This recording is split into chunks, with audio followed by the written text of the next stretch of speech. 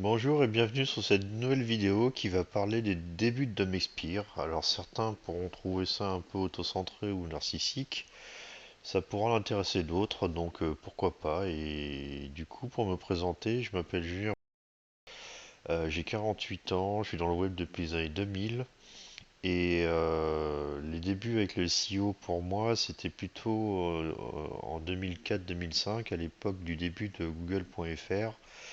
Et à l'époque, je suis dans un voyagiste qui cherchait des leviers de croissance pour son trafic. Et à l'époque, bah, il y avait le SEO, il y avait l'affiliation, il y avait les bannières de pub.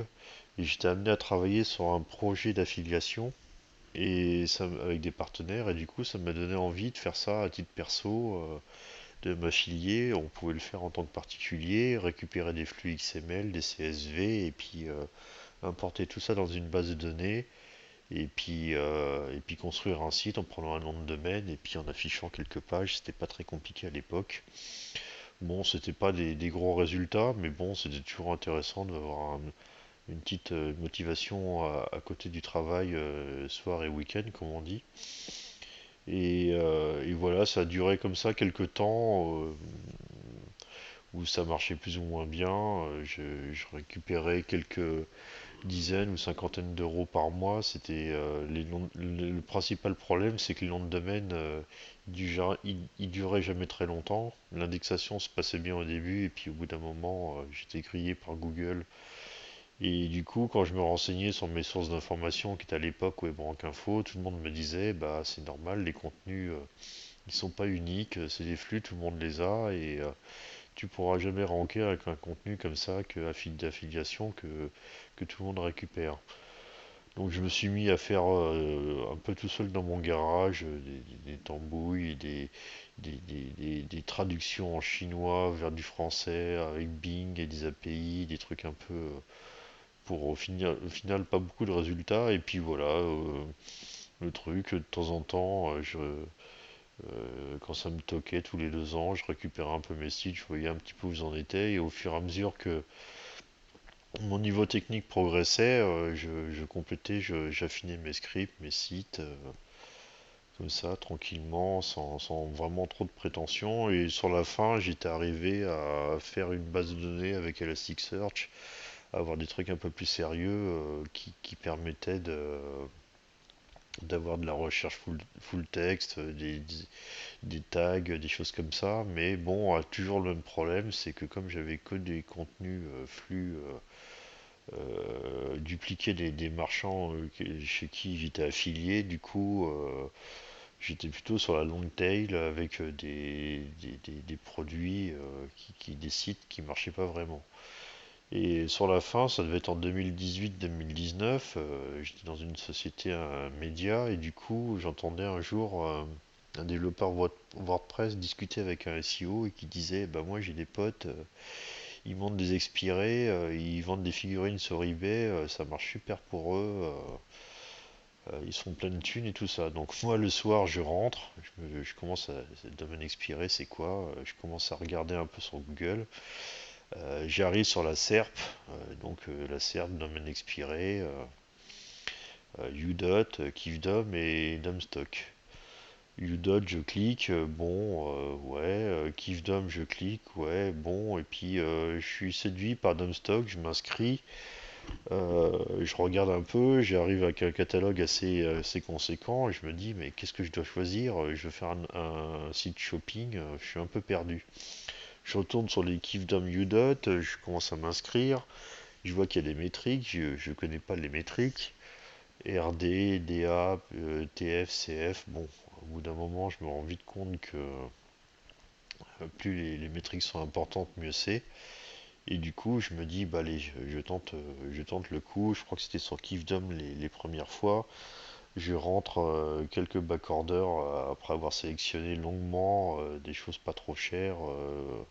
Bah, sur Kingdom, c'est des backorders, mais trouver des choses qui pouvaient m'intéresser. Et là, je me rends compte, bah c'est raté, c'est raté. Je regarde un peu Louise pour voir qui l'avait eu. Je vois Udot, je vois Domain Order. Domain Order, je vais voir. Domain Order, 50 € de backorder. Je me dis non, ça c'est pas possible. beaucoup trop cher. Catch Tiger, j'avais bien aimé. Du coup, c'est le, le, le fait qu'il y ait beaucoup plus de métriques, comme si la page est sur Wikipédia ou des choses comme ça.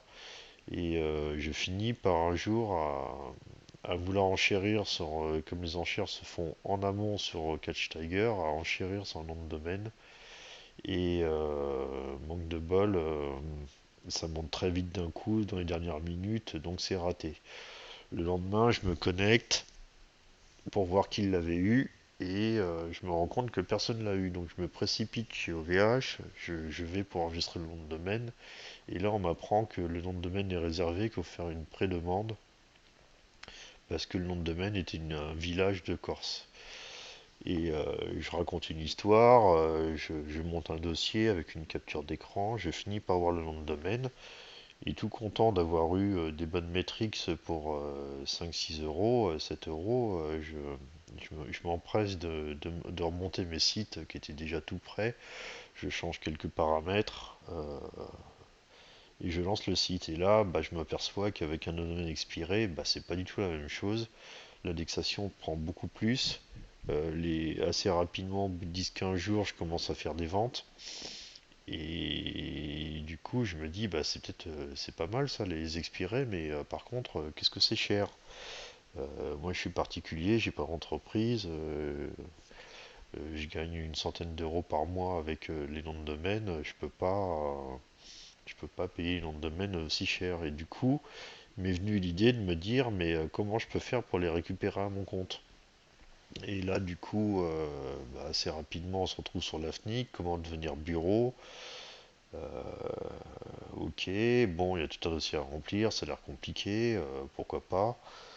Mais surtout, il faut être une entreprise. Moi, je suis un particulier, donc et c'est là où je fais appel à un vieux pote de lycée avec qui j'avais découvert l'informatique à l'époque, qui était devenu entrepreneur à l'époque, qui était devenu entrepreneur avec qui j'avais gardé des relations et qui me dit, bah écoute, ok, pour ton projet, on s'associe 60-40, je paye les frais et puis on verra bien. Alors après, son associé de l'époque était pas très chaud. Il disait, bah, ça va faire des petites ventes à 20 euros. Ça rentabilisera jamais les 600 euros de l'accréditation de la FNIC.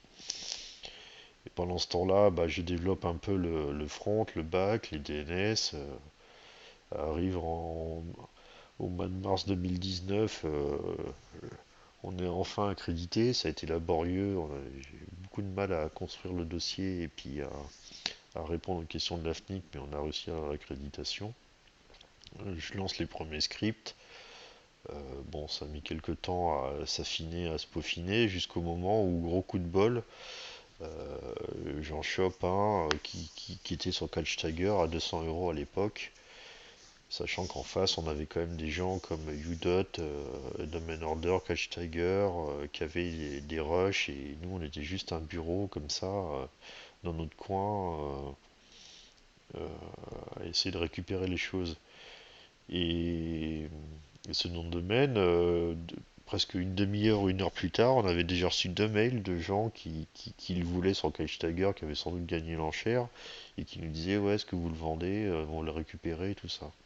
Donc la vente s'est faite, et du coup, ben, on s'est dit, sur les 600 euros, on a déjà récupéré 200, c'est plutôt encourageant, on continue. Et jusqu'à ce que, bah, ça devait être au mois de juin ou juillet, quelques mois plus tard, on chope streaming.fr avec des algos qui étaient déjà un petit peu plus élaborés, un peu moins chanceux et plus en bombardement pour ceux qui ont vu les vidéos précédentes. Et là, streaming, c'était en pleine nuit. Le lendemain matin, je me connecte, tiens, streaming, tiens, ben, 0 RD, pourquoi les gens vont acheter ça? Et sur les dernières demi-heures de l'enchère, il est parti à 4000 euros. Et à partir de là, on s'est dit, bah quand même,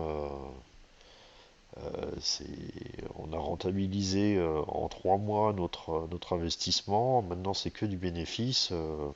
Enfin, l'idée que j'avais de récupérer les noms de domaine et de les remonter pour moi pour gagner des clopinettes à la fin du mois et à galérer comme pas possible, bah, je me suis dit, pourquoi pas continuer, tout ce qu'on snappe, on le vend, et c'est ce qu'on a fait depuis tout ce temps. Alors le site a évolué, là, après il y a les backorders qui sont arrivés, il y a une vidéo dessus, il y a le dépôt-vente qui est arrivé aussi, il y a une refonte complète avec le nouveau logo que vous connaissez actuellement qui a vu le jour, et du coup ça suit son cours, et, euh, et voilà, c'est comment c'est parti, du simple constat d'un collègue qui un jour dit tiens les expirés, moi qui montais des sites comme ça tout seul dans mon coin avec WebRank Info, qui savait même pas qu'il y avait une communauté SEO, qui connaissait aucun outil, bah, j'ai trouvé que c'était un concours de circonstances intéressant, et pas de regret à ce niveau-là. Et ben, j'espère que cela vous aura intéressé. Si vous avez des réactions ou des commentaires, vous pouvez tout à fait le faire en bas de cette vidéo. Et puis et bonne continuation à vous. Merci, au revoir.